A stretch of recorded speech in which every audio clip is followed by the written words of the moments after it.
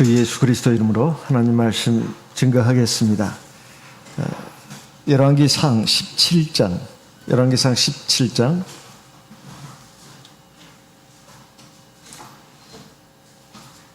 1절부터 봉독하겠습니다. 열왕기상 17장 1절.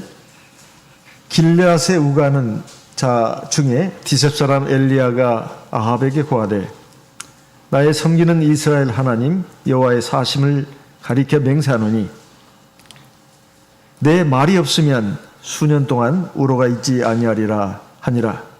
2절. 여호와의 말씀이 엘리야에게 임하여 가라사대 너는 여기서 떠나 동으로 가서 요단 앞 그릿 시냇가에 숨고 그 시냇물을 마시라. 내가 까마귀들을 명하여 거기서 너를 먹이게 하리라. 5절. 저가 여호와의 말씀과 같이 하여 곧 가서 요단 앞 그릿 시냇가에 머물매. 6절 7절 같이 읽겠습니다. 같이 읽습니다. 까마귀들이 아침에도 떡과 고기를 저녁에도 떡과 고기를 가져왔고 저가 시내를 마셨더니 땅에 비가 내리지 아니하므로 얼마 후에 그 시내가 마르니라. 우리가 잘 아는 선지자 중에 엘리야가 있습니다. 이 엘리야는 우리가 하나님의 말씀을 통해서 잘 아는 바와 같이 그가 한 일이 하나님을 섬기는 데 있어서 대표성을 갖고 있습니다. 무슨 말이냐면 하나님의 일꾼, 하나님의 선지자, 하나님의 제사장, 하나님의 사람들은 이렇게 하나님을 섬겨야 된다. 이렇게 하나님을 믿어야 된다. 그리고 그러한 과정에서 이런저런 문제가 있고 어려움이 있을 수 있지만 그것을 어떻게 극복을 해야 할 것인가. 그걸 잘 극복을 하면 하나님께서 지혜와 능력을 주셔가지고 하나님의 영광을 나타내게 하고 많은 사람들을 올바른 대로 인도할 수 있다. 그런 점에서 하나님의 사람으로서의 대표성을 갖습니다. 예수님께서 세 제자와 함께 변화산상에 올라가서 그의 본 모습을 보이지 않았습니까? 바로 참 하나님 그분이시다. 그때 모세와 엘리야가 출연했지 않습니까?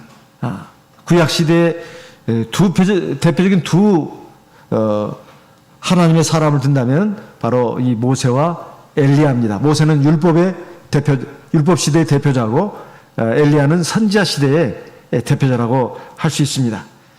그 엘리야가 어떤 일을 했는가?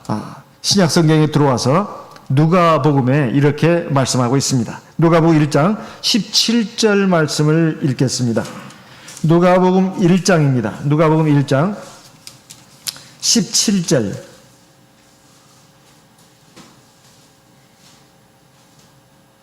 저가 또 엘리야의 신령과 능력으로 주 앞에 앞서 가서 아비의 마음을 자식에게 거스르는 자를 의인의 슬기에 돌아오게 하고 주를 위하여 세운 백성을 예비하리라.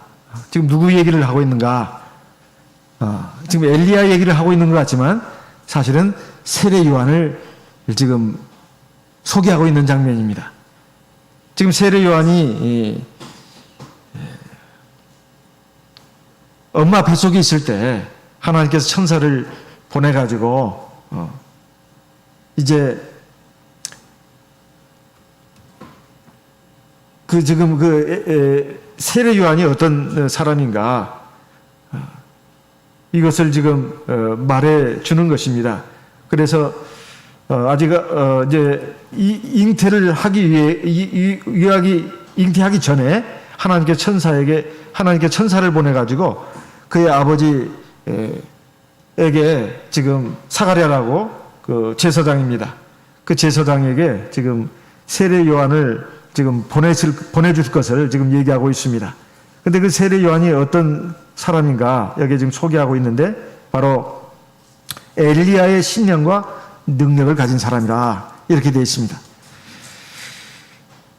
그 엘리야가 어떤 일을 했나?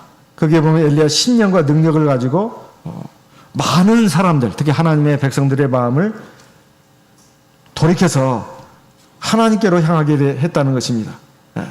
이게 참 쉬운 일이 아닙니다. 사람의 마음을 변화시킨다는 게 쉬운 일이 아니에요. 사람이 자기 마음 바꾸는 것도 쉽지 않은데 어떻게 다른 사람의 마음을 바꾸겠습니까? 그것도 한두 사람이 아닙니다. 많은 무리들입니다. 많은 무리들을 갖다가 하나님께로 돌아오게 한다, 이런 말씀이에요. 그뿐이겠습니까? 하나님의 마음도 바꾸신다는 거예요. 하나님의 마음도. 주 앞서 가서 아비의 마음을 자식에게, 즉 하나님의 마음을 하나님의 자녀된 백성들에게 향하게 한다는 거예요. 그래서 이것이 하나님을 위해서, 주를 위하여 예비된 백성을 준비하겠다, 이렇게 17절에, 누가복음 1장 17절에 말씀하고 있습니다. 즉 세례 요한에 대해서 지금 소개하면서 엘리야를 들고 있다, 그런 말이에요. 그리고 엘리야는 말세의 참교회를 예표하기도 합니다. 말라기 4장 5절 6절에 보면 말세에 내가 엘리야를 보내겠다, 이렇게 하나님께서 말라기 선지자를 통해서 예언하게 하십니다. 많은 사람들을 하나님의 구원받는 대로 인도한다는 그런 예언이죠. 엘리야가 대체 어떻게 해서 이렇게 하나님이 위대하게 쓸 수 있는 일꾼이 됐는가? 여기에 보니까 특별히 엘리야에 대해서 다른 걸 지금 소개하고 있는 것이 아니라 엘리야의 심령과 능력, 이렇게 되어 있습니다. 심령이라고 하는 것은 마음을 말하는 것입니다. 영혼, 영. 그 영어 성경 보면은 스피릿이라고 되어 있어요. 영, 즉 사람의 정신, 마음, 이것을 관장하는 것이 영혼 아니겠습니까? 영. 엘리야의 마음, 엘리야의 심령과 능력으로 이렇게 하나님이 크게 쓰셨다는 것인데요. 우리가 보통 어떤 사람을 놓고 볼 때 대체로 그 사람의 외모와 능력을 보지 않습니까? 엘리야 선지자가 정말 많은 기사이적을 행했습니다. 사실 하나님의 사람들이라면 이 엘리야는 정말 흠모의 대상이 될 만합니다. 만약에 우리 교회에 이렇게 엘리야 같은 사람이 많다면 아마 굉장히 흥왕하고 발전할 것이라고 생각이 됩니다. 근데 사실 우리가 사람의 겉모습을 본다면 중요한 걸 놓치기가 쉬워요. 사람의 외모, 사람의 능력, 그것도 이제 겉으로 드러난 그러한 그 타이틀만 본다면 중요한 걸 놓치기가 쉽다, 이 말이에요. 대체 어떻게 엘리야가 이런 능력을 갖게 되는가? 첫째는 그의 심령입니다. 심령. 엘리야의 심령과 능력, 그 능력 앞에 심령이 나오죠. 그것은 엘리야의 심령이 다른 사람과 달랐다, 그 말이에요. 달랐습니다. 근데 처음부터 어떻게 하나님이 쓰실 만한 그런 심령이었을까요? 그렇게 볼 수 없습니다. 하나님이 엘리야를 훈련하셨다는 거예요. 왜 하나님이 엘리야를 훈련하셨느냐 하는 것입니다. 오늘 말씀을 보니까 엘리야가 하나님의 부르심을 받고 그리 시냇가로 갑니다. 근데 왜 그리 시냇가로 갔겠습니까? 하나님이 그렇게 명을 하신 것입니다. 근데 그 앞서 열왕기상 17장 1절에 보면 엘리야가 아합에게 말했습니다. 당시 이스라엘 민족은 북쪽에 이스라엘과 남쪽에 유대로 있는데 북쪽의 이스라엘이 더 큰 나라였어요. 한 10개 지파가 거기에 속해 있었고 남쪽의 유대 나라는 2개 지파가 있었습니다. 그러니까 북쪽이 더 인구도 많고 더 컸는데 더 타락을 했어요. 그 북쪽을 다스리는 왕이 아합 왕이었는데 세상에 지금까지 이스라엘 나라의 이 아합 왕이 나오기까지 거의 계속해서 악한 왕들이 나왔어요. 그런데 이 아합 왕이 그 앞서 왕들보다도 더 악한 왕이었다고 열왕기상 16장에 나와 있습니다.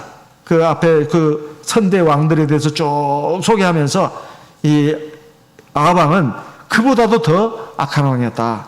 그러니 그 나라 그 백성들이 어떻게 살겠습니까? 명목상으로는 하나님의 나라고 하나님의 백성인데 아주 죄악이 아주 넘쳤다, 이 말이야. 특히 우상숭배.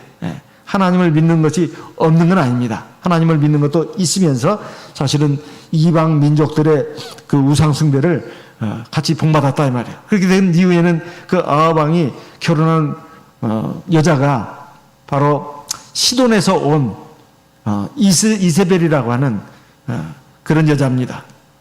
그 여자가 이스라엘 나라에 바알 우상, 아세라 우상을 가지고 왔는데 그 아합 왕을 비롯해 가지고 이스라엘에 있는 하나님의 백성들이 거기에 그냥 거의 다 물들어갔다 이 말이에요. 그래서 참 이 하나님의 사람 엘리야가 봤을 때 이건 아니다. 하나님만이 모든 인류의 모든 사람의 영혼과 육체의 아버지가 되시고 또 생명과 호흡을 주시고 만물을 만들어 가지고 누리게 하시고 그리고 때를 따라 비를 주셔 가지고 곡물을 자라게 해서 먹을 것을 주시고 이 모든 것들이 다 유일하신 하나님 이 하시는 일인데 이 하나님의 백성이 돼 가지고 참신을 버리고 이 세상 잘못된 그 우상을 따라가니 이 엘리야가 참 마음에 분노가 일어났습니다. 나중에 보게 되면 엘리야가 하나님의 산 호렙에 가서 기도를 하는 장면이 나오는데 내가 열심히 하나님을 향한 열심히 특심하오니 그건 하나님도 아시지 않습니까? 하나님에 대한 믿음이 특별히 심하다는 거죠. 자기가 자기 자신에 대해서도 그렇게 자부를 했습니다. 근데 실제로 그랬어요. 그래가지고 정말로 이건 이래서는 안 된다 싶어가지고 엘리야가 어떤 기도를 하나님께 드렸냐면 하나님 이 이스라엘 땅에 비가 내리면 안 되겠습니다. 비를 내리지 않게 해주십시오. 제가 지금까지 살아오면서 하나님 앞에 이런 기도를 한 사람을 보지도 못했고 저도 감히 그런 기도를 할 수 있는 사람이 못 됩니다. 사실 비가 안 내린다면 얼마나 많은 고통이 있냐 이 말이에요. 당신은 농업으로 어떤 식량을 만들어내야 되는 그 시대인데 지금도 마찬가지지만은 비가 안 내리면은 비가 너무 많이 와도 걱정이지만 안 내리면은 정말 사람이 살 수가 없습니다. 우리나라 같이 그래도 비가 어느 정도 잘 내리는 나라에서는 사실은 이게 큰 문제가 그게 느껴지지 않을 수도 있습니다. 그런데 이 비가 강수량이 부족한 이 중동지방 이런 지역에서는 이 비가 내리는 게 얼마나 중요한지 몰라요.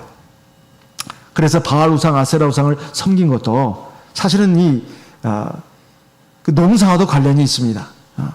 두 신이 하나는 남신이고 여신인데 사랑을 하늘에서 나누면 비가 떨어진다는 거예요. 그래서 그거에 의해서 농작물이 자란다는 거죠. 사람들이 그게 솔깃하고 넘어갑니다. 근데 엘리야가 생각했을 때 이건 아니다. 비를 내리시고 사람에게 먹을 걸 주시고 생명과 호흡을 주시는 분은 하나님 한 분밖에 없다. 그래서 엘리야가 그냥 작정을 한 거예요. 하나님 비 좀 내리지 않게 해주십시오. 그렇게 기도를 했어요. 야고보서 5장에 있는 말씀을 보겠습니다. 야고보서 5장 17절입니다. 야고보서 5장 17절. 엘리야는 우리와 성정이 같은 사람이로되 저가 비 오지 않기를 간절히 기도한즉 3년 6개월 동안 땅에 비가 아니오고 18절 다시 기도한즉 하늘이 비를 주고 땅이 열매를 내었느니라. 우리가 이 말씀은 무수히 읽었습니다. 근데 우리가 이 말씀을 읽을 때마다 뭘 항상 주목해서 보냐면 엘리야가 하나님께 기도해가지고 그 비 안 내리는 이스라엘 땅에 비가 왕창 내렸다. 그것을 우리가 기억하고 있어요.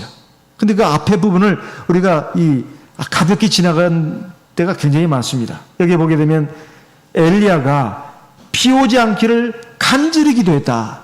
이게 말이 됩니까? 이건 사실은 저주예요. 하나님 이 땅에 저주를 내려주십시오. 사실은 그런 기도입니다. 우리에게 좀 벌 좀 내려주십시오 하나님. 그런 기도예요. 이 기도를 누가 간땡이가 붙지 않은 한은 이런 기도를 누가 하겠냐 이 말이에요.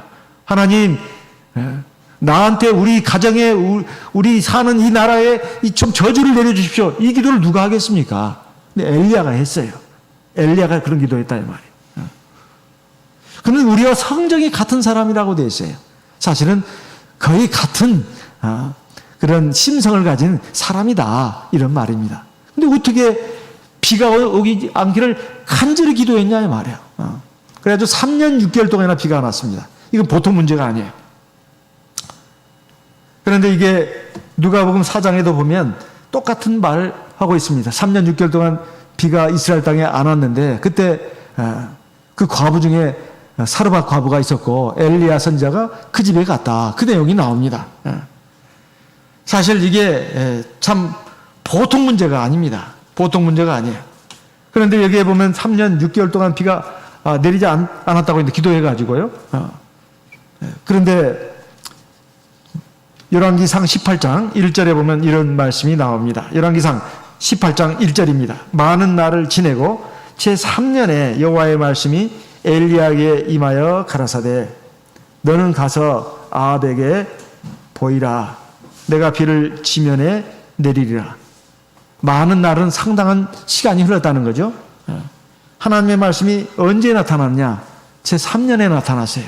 이 말은 열왕기상 17장에 하나님의 말씀이 엘리야에게 나타났다. 이것이 처음 나오는 말입니다. 엘리야에게 지금 하나님의 말씀이 나타났다. 엘리야에 대한 얘기가 열왕기상 17장부터 나오는 거예요. 근데 여기에 보면 3년에 나타났다고 지금 돼 있어요. 그러니까 열왕기상 17장, 18장으로 보면 18장에 가서는 이제 비가 내리는 장면이 나옵니다. 그게 3년 동안 비가 안 내리는 것으로 나와요. 그러면 진짜로 성경이 뭐가 잘못됐느냐? 그게 아닙니다. 3년 6개월이 맞아요. 그러면 지금 왜 여기서는 3년에 제3년에 하나님이 엘리야에게 나타나서 너는 가서 아합 만나가지고 이렇게 저렇게 하고 결국은 해라. 그러면 비를 내려주겠다. 그러면 이제 6개월이 차가 나지 않습니까? 3년 6개월 그리고 3년. 그 6개월이 뭐냐 이 말이에요. 바로 열왕기상 17장 1절에 답이 있습니다. 엘리야가 아합 왕한테 말하는 거예요. 나의 섬기는 이스라엘 하나님 여호와의 사심을 가리켜 맹세하노니 내 말이 없으면 수년 동안 우로가 있지 아니할 것입니다. 이렇게 말했습니다. 엘리야가 갑작스럽게 이런 말을 지금 하고 엘리야가 지금 처음 등장하는 거예요. 그러면 여기는 많은 것이 지금 생략되어 있습니다. 뭐가 생략되어 있을까요? 엘리야가 자기 백성들 하나님의 백성들 보니까 이렇게 살면 안 되는 거예요. 하나님의 백성들이 하나님의 구원받는 백성들이 유일하신 참 하나님을 버리고 세상 우상을 섬기고 세상 죄악 백성들과 같이 어우러져 가지고 거기에 물들어 가지고 살아가는 거 이건 안 될 일이다 이 말이에요. 그래서 하나님 앞에 간절히 기도했어요. 얼마 동안? 6개월 동안요. 6개월 동안. 기도해 보니까 진짜 6개월 동안 비가 안 오는 거예요. 그래서 하나님이 내 기도 들으셨구나. 그래가지고 6개월 동안 기도했더니 진짜 비가 안 내리는 거예요. 그래서 하나님 이게 하나님이 내 기도 들으셨다 해가지고 지금 아합 왕을 향해서 선포하는 겁니다. 내가 하나님 여호와의 사심을 가리켜 맹세하는데 내 말이 없으면 절대로 이 땅에 비가 안 내릴 겁니다. 여기 보면 비만이 아닙니다. 우로라고 돼 있어요. 우로. 이건 우로는 비우자에다 이슬로자입니다. 비만 안 내리는 것이 아니라 이슬 한 방울도 내리지 않는다는 뜻입니다. 이건 정말 무서운 선포 아니겠어요? 근데 이것이 엘리야가 비록 하나님 앞에 기도해서 그렇게 됐다고 하지만은 사실 엘리야가 그러기 때문에 하나님이 쓰실 만한 사람이다. 정말 열심히 보통이 아니다. 그런 생각이 듭니다. 누가 과연 이렇게 하냐 이 말이에요. 나뿐만 아니라 내 가족들을 위해서 우리 교회를 위해서 어떻게 과연 이런 기도를 하냐 이 말이에요. 중국어 성경에 보면 여호와의 사심을 가리켜 맹세하노니 내 기도가 없으면 이렇게 돼 있더라고요. 내 기도가 없으면. 하지만 다른 성경은 다 내 말이 없으면 영어 성경도 다 이렇게 돼 있습니다. 중국어 성경만 그렇게 돼 있어요. 내 기도가 없으면 이 땅에 비가 안 내린다고. 정말 하나님이 쓰실 만한 사람이다 이런 생각이 들어요. 동시에 하나님께 훈련을 받아야 될 사람이다. 이것도 여기에서 발견할 수 있습니다. 왜 그렇습니까? 비록 하나님을 생각하고 하나님의 뜻을 생각하고 한 건 좋은데 의욕이 지나쳤어요. 내 말이 없으면 이 땅에 수년 동안 비가 안 올 겁니다. 그게 아니죠. 하나님의 말씀이 없으면 이래야 되죠. 드디어 2절에 하나님이 역사하십니다. 하나님의 말씀이 엘리야에게 임하여 가라사대 너는 일어나 여기서 떠나서 동으로 가서 요단강 앞 그리 시냇가에 숨어라. 그래서 엘리야가 어떻게 했습니까? 5절에 보면 저가 여호와의 말씀과 같이 하여 그뿐이겠습니까? 또 그리 시내가에서 이제 훈련을 마치고 나서는 8절에 보면 여호와의 말씀이 엘리야에게 임하여 가라사대 너는 일어나 시돈에 속한 사르밧으로 가서 거기 유해라. 그렇게 이제 하나님이 명하셨습니다. 그런데 10절에 보니까 저가 일어나 사르밧으로 가서 성문에 이를 때 하나님께서 말씀하시고 그 말씀에 순종하는 게 이게 사실은 하나님의 사람이 되는 첫 번째 요건입니다. 아무리 내가 좋은 생각을 갖고 있다 하더라도 정말로 내 어떤 의지만 가지고 의욕만 가지고 내가 살아서는 안 된다. 또 이래서는 안 된다. 그런 말입니다.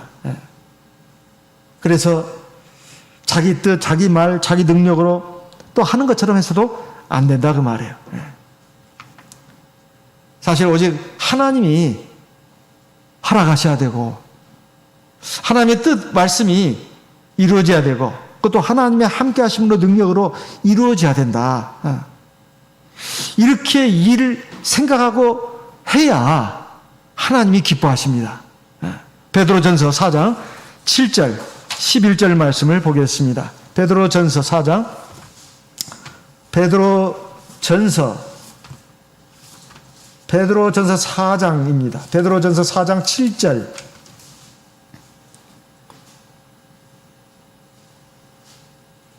만물의 마지막이 가까웠으니 그러므로 너희는 정신을 차리고 근신하여 기도하라. 10절 각각 은사를 받은 대로 하나님의 각양 은혜를 맡은 선한 청지기같이 서로 봉사하라. 11절 같이 읽어보겠습니다. 만일 누가 말하려면 하나님의 말씀을 하는 것 같이 하고 누가 봉사하려면 하나님의 공급하시는 힘으로 하는 것 같이 하라. 이는 범사에 예수 그리스도로 말미암아 하나님의 영광을 받으시게 하려 함이니 그에게 영광과 권능이 세세에 무궁토록 있느니라. 우리가 하나님 앞에서 내가 이거 하나님이 능력 주셔서 또 하나님의 말씀이 내가 하나님의 말씀을 나타내고 하나님 뜻을 나타내기 위해서 내가 산다. 사실 그것은 나를 위한 길입니다.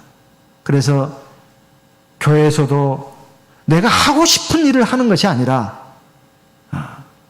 내가 해야 될 일을 하는 거 하나님 앞에서 이게 진짜 중요합니다. 이게 같은 말인 것 같지만 틀려요. 내가 하고 싶은 일을 하는 거 그거보다는 하나님 앞에서 내가 마땅히 해야 될 일을 하는 거 이게 하나님을 기쁘시게 하는 겁니다. 자기를 비우고 하나님만 의지하고 하나님 말씀에 온전히 순종해서 나가는 것 그리고 하나님의 영광만 온전히 나타내는 사람이 되게 하는 훈련 엘리야가 받아야 됐다 이 말이에요. 그래서 내가 아무리 신앙적으로 대단한 열정과 열심히 있는 사람이라 할지라도 하나님 말씀을 내 중심에 두고 내가 그 말씀에 순종하는 사람이 돼야 되겠다. 그러면 하나님이 나를 그렇게 인도하십니다. 훈련하신다 이 말이에요. 그래서 정말로 하나님의 영광과 능력을 나타내는 사람으로 나를 다듬어 가십니다. 사실 이 엘리야를 그래서 하나님이 동으로 가서 그 요단강 그릿 시냇가에 숨으라는 거예요. 여기 그릿 시냇가의 그릿도 뜻이 있는 말입니다. 히브리어인데 단절이라는 뜻을 갖고 있어요. 단절, 분리, 단절된 곳에 가서 숨으라는 거예요. 첫째는 숨는 훈련을 해야 된다 이 말이에요. 숨는 훈련을. 아니 엘리야로서는 말이에요. 하나님, 지금 내가 이렇게 하나님을 기도해가지고 비가 지금 6개월 동안 안 내렸습니다. 하나님 이러면은 내가 지금 나가가지고 내가 좀 더 열심히 내가 뭔가 일을 하면은 사람들이 와 놀래고 나를 대단하다 그러고 사실은 그걸 통해서 하나님 영광 받으시지 않겠습니까? 그런데 하나님은 그게 아닙니다. 이런 상태에 엘리야를 써서는 안 된다는 거예요. 그래가지고 아직 너는 지금 훈련을 받아야 되겠다. 그래가지고 숨게 했습니다. 사람마다 다 주목받는 걸 좋아합니다. 주목받는 걸. 우리 가정, 뭐 할 것 없이 나와 관련된 것들은 다 사람들에게 이 주목을 받는 걸 좋아해요. 예. 어린아이들도 마찬가지입니다. 어린아이들이 뭘 발표를 하게 되면 다 봐주기를 바라요. 예. 또 회사에 출근하는 사람도 마찬가지입니다. 사장님 눈에 뜨기를 바란단 말이에요. 나를 좀 더 잘 봐주기를 바란다 이 말이에요. 예. 그 사람의 본성입니다. 그렇지만 하나님의 사람들은 훈련을 받아야 된다. 내가 정말 멀리 가기를 원한다면 저 높이 날 수가 있어야 돼요. 내 생각은 너희 생각과 다르다. 이것은 비현실적인 말처럼 들립니다. 만일 내가 하나님 앞에 정말 귀하게 쓰임을 받기를 원하는 사람이라면 평소에 먼저 내가 다른 사람들에게 주목을 받지 않는 그 생활을 할 수 있어야 된다. 이 주목을 받는다는 것은 사람에게 인정받고 칭찬받는 걸 바랍니다. 저 사람은 대단해. 정말 대단한 사람이야. 아주 학벌도 높고 돈도 많이 벌고 그리고 뭐 그렇게 재주가 많은지 몰라. 이거 다 사람들이 듣고 싶어하는 말들이에요. 인정받고 칭찬받는 거. 이게 인정받고 칭찬받는 것에서 사실은 숨겨질 수 있는, 사실은 내가 그런 마음을 가질 수 있어야 된다 이 말이에요. 이 주목을 받지 못하게 되면 다른 사람이 나에 대해서 얘기할 것도 없죠. 왜? 별 볼 일 없는 사람이니까. 사실 내가 뭔 일을 해도 그 당연한 일로 합니다. 왜냐하면 내가 별 볼 일 없는 사람이니까. 내가 대단한 사람 같으면 어떻게 그런 일을 했어. 아이고 그거 안 해도 할 사람들 많은데 왜 그런 일을 해. 근데 보잘것없는 사람이라면 당연하다고 생각을 해. 당연하다고. 니는 그런 일을 해야 된다는 거죠. 근데 사실 내가 이제 그런 입장에 있다고 할 것 같으면 서운한 생각이 들죠. 왜냐하면 내가 하나님 앞에서 좋은 일을 했는데도 고맙다는 말도 못 듣는다 이 말이에요. 사람들이 나를 기억도 안 합니다. 잊어버린다 이 말이에요. 왜냐하면 내가 보잘 것이 없으니까. 그러면 마음이 왠지 서글퍼지기도 합니다. 불안해지기도 한다 이 말이에요. 그리고 외로움도 느낀다 이 말이에요. 괜찮다 그 말이에요. 이것이 하나님의 사람이라면 마땅히 받아야 할 훈련입니다. 꼭 하나님의 일을 하는 목회자들만 그런 게 아닙니다. 하나님의 사람이라면 이 훈련을 해야 돼요. 교회마다 이렇게 다녀보면은 참 훌륭한 하나님의 사람들이 적지 않게 있다는 것을 발견하고 감동을 받습니다. 다 이런 훈련이 되어 있는 사람들이에요. 사람들에게 주목을 받지 않아요. 그런데도 자기가 바탕이 해야 될 일을 한다고 말해요. 그럼 마음속에서 참 존경하는 마음이 일어납니다. 참 저 사람은 훌륭한 사람이다. 하나님께서 반드시 함께 하신다. 그리고 나중에 상이 클 것이다. 이런 그 확신이 듭니다. 그건 사실이에요. 하나님은 엘리야를 갖다가 은밀한 곳에 숨기셨습니다. 엘리야가 열심히 특심한 건 좋지만 자기 현시욕이 어쩌면 강한 사람이었는지도 몰라요. 남에게 자기를 나타내고 드러내고 남에게 인정받고 그래서 막 우쭐해지고 우월감 느끼고 그리고 성취감도 있잖아요. 사람이 그것이 없으면 어떻게 살겠습니까? 이게 세상 사람들이에요. 근데 하나님의 사람은 이것을 이겨낼 수가 있어야 돼요. 이걸 이겨낼 수가 있어야 합니다. 사실 이렇게 숨는 것은 사실 하나님이 보호하시는 거예요. 아합왕이 이 엘리야가 이렇게 말하고 나서 사람을 보내가지고 쥐잡듯이 뒤졌습니다. 그 뒤에 다음 말씀에 보면 나옵니다. 내가 너를 얼마나 찾아다니는 줄 아느냐. 이제야 네가 네 발로 내 앞에 나타났구나. 그 말씀이 그 뒤에 보면 나옵니다. 참 너를 오랫동안 찾았다. 잡아 죽이려고 했던 것이죠. 참 하나님은 엘리야를 갖다가 보호하시기 위해서 숨게 하신 것입니다. 시편 91편 1절 말씀. 시편 91편 1절입니다. 시편 91편 1절. 지존자의 은밀한 곳에 거하는 자는 전능하신 자의 그늘 아래 거하리로다. 지존자의 은밀한 곳. 이건 하나님의 안에 숨는 걸 말합니다. 하나님 안에 품 안에 숨는 거예요. 예. 지금 사실 하나님이 완전하게 엘리야를 보호하고 있는 겁니다. 예. 하나님께 사로잡힌 사람은 그가 어디 있는지 다른 사람들이 찾아낼 수가 없어요. 사실 다른 사람들이 주목을 안 하는 겁니다. 근데 그것을 우리가 지금 믿음 생활하면서 참 하나님을 믿는다면서 우리 마음속의 의식은 여전히 세상 사람들의 가치관, 기준에 사로잡혀 있는 경우가 많아요. 사람들에게 인정받고 주목받는 거. 이게 성공이라고 생각해요. 근데 주님은 분명히 말씀하셨습니다. 모든 사람이 너를 칭찬하면 너가 화가 있다. 우리는 그 기도만 듣지 않습니다. 그게 어때서? 그게 좋은 거지. 그 세상 사람들의 가치관이에요. 나중에 상이 없을 가능성이 많습니다.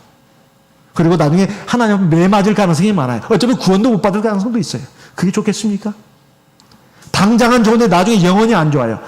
그것을 택하겠습니까? 아니면 당장은 별로 안 좋은 것 같은데 나중에 영원히 좋아요. 그걸 택하겠습니까? 두 번째 아니겠어요?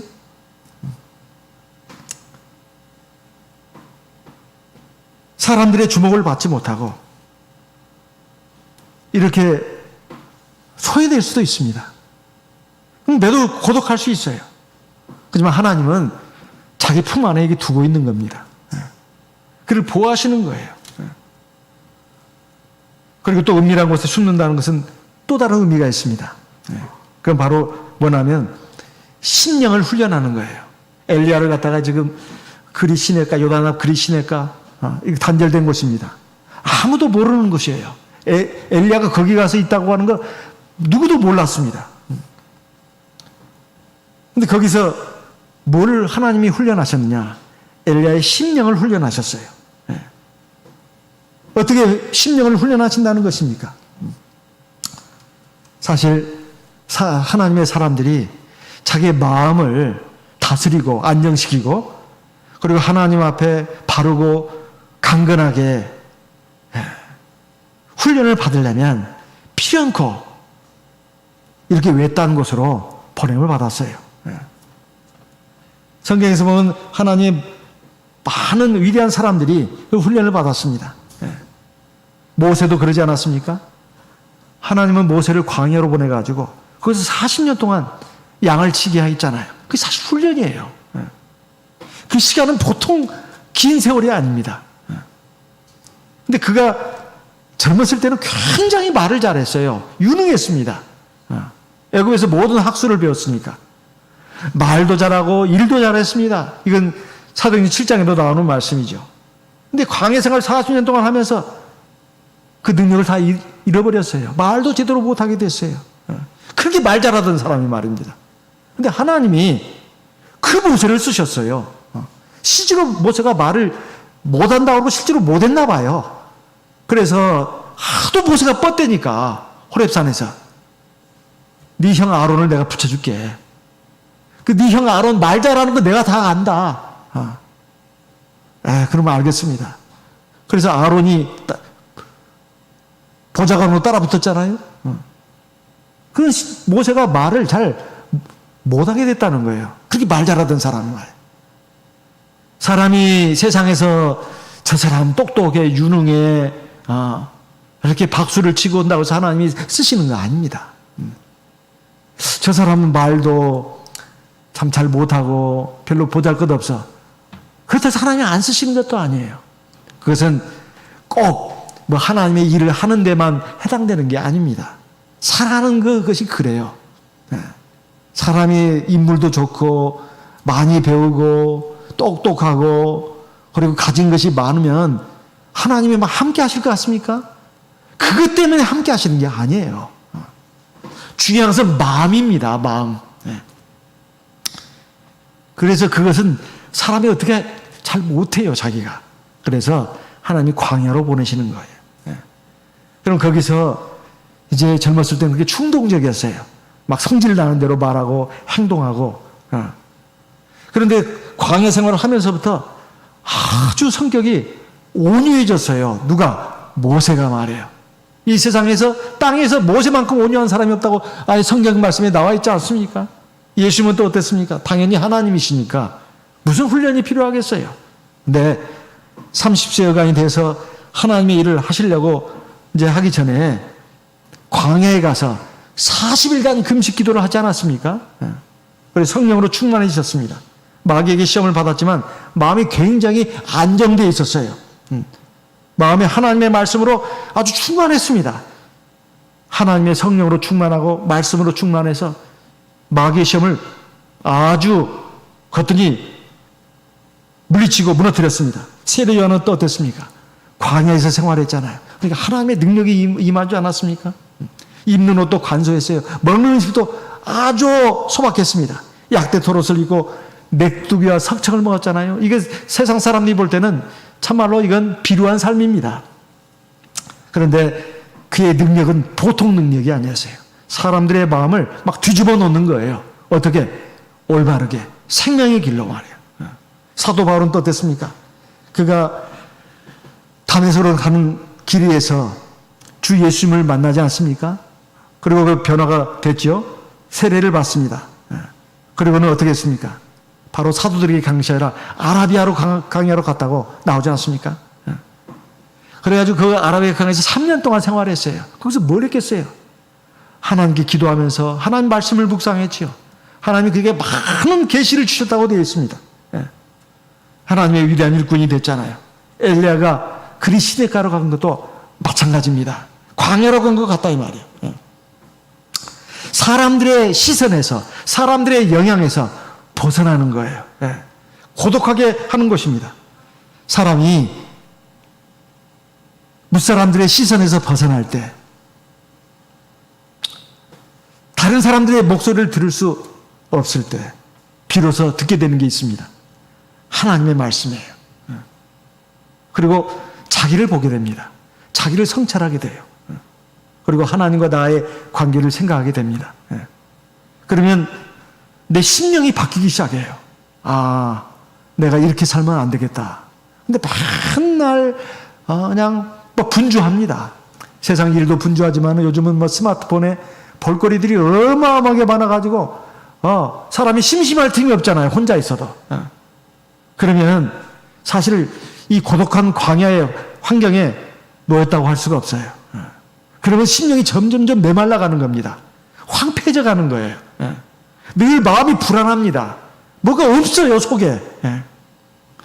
그러면은 하나님의 능력이 함께하지 않지요. 하나님은 사람이 약한 걸 아십니다. 엘리야, 물론 믿음도 특별히 좋고 또 아주 열심도 있습니다. 그리고 정말 하나님이 쓰실만 해요. 그러나 그래도 너는 아직 안 됐다. 그래서 그리 시냇가로 하나님이 보내시는 겁니다. 거기서 훈련을 하시는 거예요. 바로 숨는 훈련이죠. 숨는 훈련.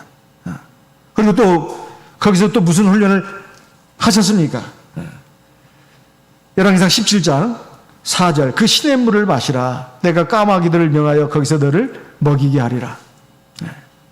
6절 까마귀들이 아침에도 떡과 고기를 저녁에도 떡과 고기를 가져왔고 저가 시내를 마셨더니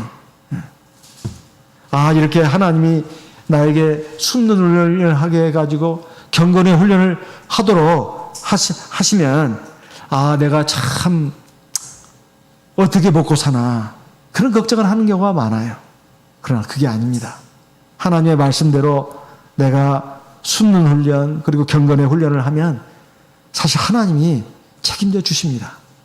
이미 퇴직하신 어떤 목자님이 언젠가 저한테 이런 그 간증을 들려줬습니다.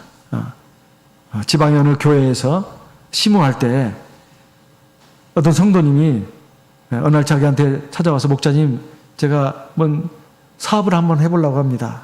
그거 하면은 돈을 좀 많이 번다고 하대요. 목자님이 들어봤습니다. 무슨 일이냐고. 그래서 들어보니까 이거 하다가는 신앙생활, 교회생활을 제대로 못할 것 같았어요. 그래서 목자님이 그거 하지 말라고 했습니다. 하지 마세요. 사실 이게 쉬운 얘기가 아닙니다. 사실은 다 사람이 다 개인적으로 자기 여러 가지 형편이나 여건을 고려해가지고 돈 벌어서 그래서 생활 수입도 삼고 뭔가 좀 윤택하게 살고 싶어하는 그런 마음이 다 있는데 어떻게 그걸 갖다가 목자님이 그걸 하라 하지 마라 이렇게 할 수 있겠냐 이 말이에요. 이거 참 보통 할 할 수 없는 말입니다. 근데 그 목자님은 정말 아주 그 성도를 굉장히 사랑하셨나 봐요. 하지 말라고. 하지 마십시오. 그런데 이 성도님이 그 말을 안 들었습니다. 아이고 참 목자님 진짜 뭐 내 삶을 책임지실 것도 아니면서 어찌 저러시나. 그래가지고는 그 일을 버렸습니다. 어떻게 됐겠습니까?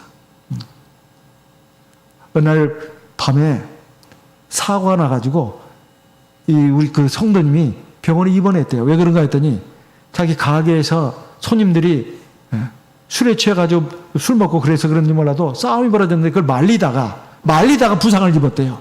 병원에 입원했다는 거예요. 그래가지고 몇 달 동안 또 그 사업을 하면서부터는 교회도 잘 생활도 못하게 됐다는 거예요. 교회 생활도. 그리고 몇 달 동안 교회를 못 나오게 됐답니다. 나중에 결과가 어떻게 됐느냐. 빚을 많이 지게 됐대요. 사실 우리가 먹고 사는 그런 문제도 마찬가지입니다. 정말 바보 같지만 내가 하나님 경외하고 의지하고 내가 하나님 말씀대로 내가 나가야 되겠다. 비록 수입은 좀 적더라도 내가 이것으로 어떻게든지 살아야 되겠다 하면 하나님이 내버려 두지 않습니다. 삶은 계속 진행되기 마련이에요. 그 뒤에 어떤 것이 기다리고 있을지 사람은 다 예상할 수 없지만 하나님은 그에게 모자람이 없도록 이렇게 채워주십니다. 이게 바로 생활을 통한 믿음의 훈련이에요. 사실 까마귀는 성경에서 부정한 인성으로 나옵니다. 그리고 아주 탐욕스러운 그런 새예요. 까마귀가 먹을 걸 물고 다른 사람에게 전해준다? 이건 상상할 수 없는 일입니다. 이건 하나님의 이적이에요. 하나님께서 엘리야를 그리시네가로 보내가지고 대체 어떻게 먹고 살게 하냐 이 말이에요. 바로 까마귀들을 시켜가지고 아침 저녁으로 떡과 고기를 물어주게 했습니다. 그리고 물은요. 그리시네가에 물이 있잖아요. 그 물을 마시게 한 겁니다. 우리가 이해해야 되는 것이 있습니다. 하나님은 내게 필요한 걸 주시지 내가 원하는 걸 주시지 않습니다. 이거 꼭 기억해야 됩니다. 우리가 살아가면서 하나님 앞에 믿음 생활하면서 우리 하나님의 백성들이 종종 왕왕 잊어버리는 게 있어요. 하나님 나 이거 주세요. 하나님 이렇게 되게 해주세요. 내가 주로 원하는 걸 자꾸 막 구합니다. 하나님 앞에. 그렇게 구하는 것은 자유입니다. 너 그런 기도 하지 마라. 하나님 그러지 않아요. 그런 기도라도 할 수 있으면 다행입니다. 그러나 잊지 말아야 할 것이 또 있어요. 하나님은 나에게 필요한 걸 주시지 내가 원하는 걸 주시지 않는다는 거. 그걸 절대로 잊어버리면 안 됩니다. 인생을 살아고 믿음의 생활을 해보면은 그걸 알 수가 있어요. 그리고 그것이 맞다는 걸 압니다. 내가 원하는 거, 내가 갖고 싶은 거, 내가 되고 싶은 거, 내가 하고 싶은 거 하나님 그거 해주세요. 그렇게 구해도 설령 그렇게 된다 하면 그게 나한테 오히려 해가 되는 경우가 많아요. 하나님의 뜻과 안 맞으면. 그래서 그런 기도를 한다 할지라도 하나님 그저 이것은 내 마음입니다. 하나님 내 원대로 마옵시고 아버지의 원대로 되기를 원하옵나이다. 겟세마네 동산에서 예수님께서 하셨던 그 기도를 우리가 100말 100번 들으면 무슨 소용이 있습니까? 그 기도가 바로 너의 기도가 돼야 된다고 하나님 계속 우리에게 말씀하시는데 우리는 그 부분만 보면은 부담이 돼가지고 빨리 건너뛰어요. 빨리 이러면 안 됩니다. 그리고 그런 기도도 하고 싶지도 않아요. 왜? 그렇게 되면 내가 손해가 될 것 같으니까. 그게 아닌데 이제 바보 같은 생각을 많이 한다 이 말이에요. 그것도 인생을 상당히 살고 신앙이 성숙돼서야 그때 내가 잘못 생각했구나. 그걸 뒤늦게 깨달아요. 근데 그걸 빨리 깨닫는다면 얼마나 좋겠습니까? 하나님은 내가 원하는 걸 주시지 않고 내게 필요한 걸 주신다. 이런 믿음을 가지고 나가야 됩니다. 나뿐만이 아닙니다. 우리 자녀들도 마찬가지예요. 정말 내가 하나님을 진심으로 경외하는 사람이라면 그리고 하나님은 완전하시고 나는 불완전하는 걸 인정한다면 겸손하게 그게 지혜입니다. 이게 맞는 거예요. 사실은. 그래서 사실 생활이 간소할수록 영적으로 더 많은 힘을 얻습니다. 엘리야가 아침 저녁으로 까마귀가 물어다 주는 거 한번 생각해 보세요. 까마귀들이 몇 마리인지는 저는 모르겠습니다. 까마귀 입이 얼마나 클까요? 하마 입이겠습니까? 사자 입이겠습니까? 곰의 입이겠습니까? 까마귀 해봐야 셉니다. 그 양이 얼마나 되겠어요? 물론 많은 까마귀들을 하나님은 시켰겠지요. 그렇다 한들 그 양이 얼마나 되겠냐 이 말이에요. 그저 요기가 될 정도가 아니었겠습니까? 아침 저녁으로. 그러면 엘리야가 그 뭘 하겠냐 이 말이에요. 거기서 하나님 말씀 묵상하고 기도하고 이러지 않겠어요? 생활이 간소할수록 영적으로는 더 많은 힘을 가질 수가 있습니다. 내가 가진 것이 많을수록 누리는 게 많고 세상적으로 물질적으로 막 그냥 많이 벌리고 그리고 그것을 갖다가 즐기고 이럴수록 영적인 힘은 더 약해집니다. 그걸 아셔야 돼요. 그러면 나중에 그 결과는 판이하게 바뀝니다. 하나님께서 엘리야에게 뭘 훈련시키려고 하시는가? 생활을 해나가는 것을 좀 간소하게 하라. 그 말입니다. 이렇게 해야 우리가 비로소 영적인 생활을 할 수가 있어요. 그리고 세 번째는 하나님께서 이렇게 까마귀들을 통해 가지고 아침 저녁으로 먹을 음식을 가져다 주게 했습니다. 아주 탐욕스러운 그 새 까마귀를 활용해 가지고 떡과 고기를 엘리야에게 보냈다 이 말이에요. 그런데 말입니다. 그런데 7절에 보게 되면 땅에 비가 내리지 아니하므로 얼마 후에 그 시내가 마르니라. 이게 정말 이건 믿음의 최대 훈련입니다. 하나님 종종 우리의 믿음을 시험하셔요. 내가 하나님을 믿고 의지하는데 뭔가 이렇게 그런 대로 근근히 나가는데 어느 날 딱 보면은 뭐가 딱 끊어져 버립니다. 아이고 이제 나 죽었네. 이제 어떻게 한단 말인가? 낭패구나. 하나님의 엘리야로 하여금 지금 그리 시냇가에 물이 점점 말라지는 것을 보게 하셨어요. 내 집에 그 통장에 돈이 자꾸 줄어듭니다. 수입도 줄어들고 장사하는 사람이든 뭘 하는 사람이든. 그러면 우리 같으면 그 시냇가에 머물 수 있겠습니까? 근데 11장 7절에 보니까 얼마 후에 그 시냇물이 말랐다고 되어 있어요. 그러면 우리가 막 불안해하죠. 하나님 어디 계십니까? 지금 이래가지고 어떻게 살겠습니까? 하나님 제가 하나님의 사람 아닙니까? 하나님 이제 죽겠습니다. 하나님 제가 어떻게 먹고 살겠습니까? 하나님. 하나님의 엘리야를 훈련하기를 원하셨다 이 말이에요. 어떤 순간에도 하나님 믿고 의지하면 하나님 책임져 주신다는 거예요. 아니나 다를까 그 시내가가 이제 다 이제 말라붙게 되었을 때 하나님이 말씀으로 나타나셨습니다. 너는 일어나서 시돈에 속한 사르밧으로 가서 거기 유해라. 거기 유해라. 이제 하나님이 또 길을 열어주시는 거예요. 하나님이 이렇게 우리를 훈련하십니다. 사실 엘리야가 믿음이 있다고 하고 좋은 뜻도 가지고 열정도 있었지만은 자기 의욕이 앞섰다 그 말이야. 내 말이 없으면 그것도 하나님의 이름을 들먹거리면서 말했습니다. 아주 자신감도 생겼죠. 이 땅에 비가 안 내릴 것이다. 그 동기는 맞지만 그 방법이 틀린 거예요. 그리고 이것이 나중에는 그 사람을 해칠 수도 있습니다. 그래서 하나님은 엘리야를 정말 하나님의 사람다운 사람으로 만들기 위해서 훈련했다 이 말이야. 아무리 하나님을 위한다고 하지만 좋은 뜻이라고 하지만 자기 의욕을 앞서가지고 의욕에 사로잡혀서 이렇게 저렇게 해서는 안 된다 하는 것입니다. 하나님의 말씀이 아직 나타나지도 않았는데 자기가 성급하게 막 말을 한 거예요. 그런데 그 뒤에 보면 하나님의 말씀이 엘리야에게 나타나니까 엘리야가 거기에 순종해서 그리 시냇가로 가고 또 하나님의 말씀에 나타나니까 하나님 말씀에 순종해서 사르밧으로 가고 나중에 그 사르밧에 있는 과부로부터 무슨 말을 듣느냐 이런 말을 듣습니다. 열왕기상 17장 24절입니다. 같이 읽어보겠습니다. 여인이 엘리야에게 이르되 내가 이제야 당신은 하나님의 사람이시여 당신의 입에 있는 여호와의 말씀이 진실한 줄 아노라 하니라. 이제 하나님의 사람인 줄 내가 알겠습니다. 하나님의 사람이 되는 거 그렇게 간단한 일이 아닙니다. 정말로 하나님을 믿는 것만 가지고 머릿속만 가지고 입술만 가지고 되는 게 아니에요. 열정만 가지고 되는 게 아닙니다. 온전히 하나님 말씀에 순종해야 돼요. 그리고 하나님의 인도하심에 따라가야 합니다.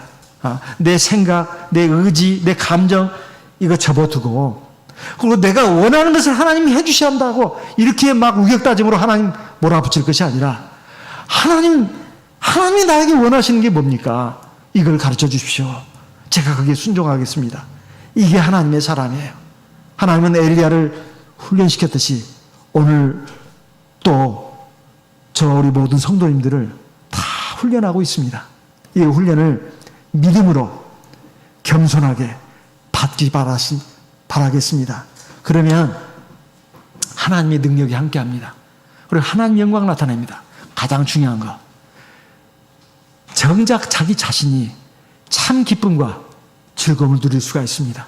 우리 다 같이 그 길로 가시기를 예수님의 이름으로 기원하는 바입니다. 우리 다 같이 기도하겠습니다. 어제 저녁에도 기도하고 오늘도 기도하고 있습니다. 교회 병으로 고생하시는 우리 성도님들 위해서 기도하고 또 말로 다 할 수 없는 고통 가운데 계시는 성도님들이 계신 줄로 알고 있습니다. 그분들을 위해서도 다 같이 기도하도록 하겠습니다. 성령으로 기도하겠습니다.